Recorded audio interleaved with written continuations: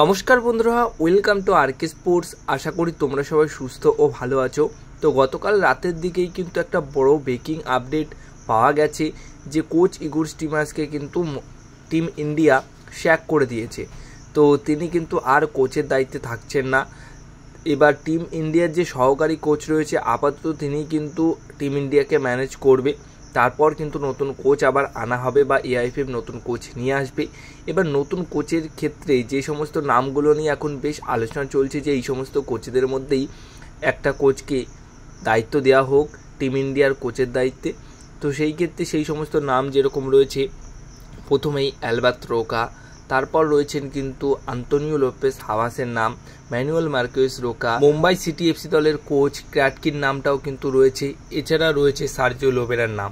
তো এই সমস্ত কোচের কোচগুলোকে নিয়ে কিন্তু বেশ আলোচনা চলছে যে নতুন টিম ইন্ডিয়ার কোচ এই কোচেদের মধ্যে যে কোনো একজন যদি হয় তাহলে কিন্তু সেটা খুবই ভালো হয়।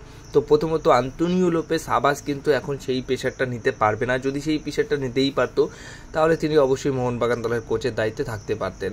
তো এই দিকের একটা অপশন বাদ গেল। তো আমার মতামত অনুযায়ী এটা হয়তো অনেকের মতামতের সাথে মিলবে বা মিলতে পারে, সেটা হচ্ছে ম্যানুয়েল মার্কেস রোকা বা অ্যালবার্ট রোকা। বিশেষ করে অ্যালবার্ট রোকা এখন কিন্তু একজন সেরা লেভেলের কোচ, এখন মোটামুটি ফ্রি রয়েছেন। তো এই অ্যালবার্ট রোকা যদি টিম ইন্ডিয়ার কোচের দায়িত্বে আসে সেটা কিন্তু দুর্দান্ত একটা সিদ্ধান্ত হবে, কারণ বাদবাকি যে সমস্ত কোচেরা রয়েছে তারা কিন্তু আইএসএল এর দলের সঙ্গে যুক্ত রয়েছে, কোচের দায়িত্বে রয়েছে। তো সেখান থেকে টিম ইন্ডিয়ার কোচ অবশ্যই একটা বড় চ্যালেঞ্জ তো হবেই বা বড় সিদ্ধান্ত নেওয়া হবে তাদের জন্য।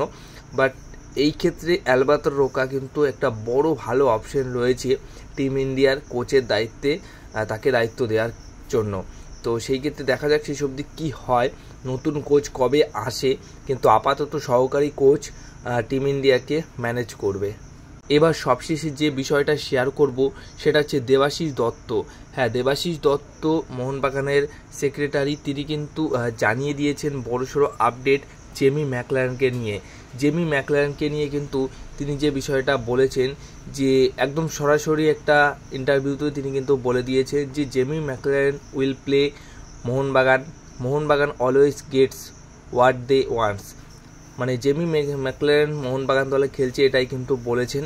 তো আরও একটা জায়গা থেকে কিন্তু পুরোপুরি বিষয়টা কনফার্ম হয়ে গেল। এবার তো ভেতরকার একদম খুব কাছের মানুষ, কিন্তু একদম কাছের মানুষ বলতে সেক্রেটারি দেবাশিস দত্ত, তিনি যদি এই কথাটা বলেন তাহলে কিন্তু তোমাদের এটা মানতেই হবে যে মোহনবাগান দলে জেমি ম্যাকলারেন সই করছে। আর এর আগেও অনেকবার অনেক সোর্স থেকে তোমাদেরকে এই বিষয়টা আমি কনফার্ম করিয়ে দিয়েছি যে হ্যাঁ, মোহনবাগানে জেমি ম্যাকলারেন সই করছে বা করে নিয়েছে, শুধুমাত্র এখন অফিসিয়াল অ্যানাউন্সমেন্টটাই বাকি রয়েছে।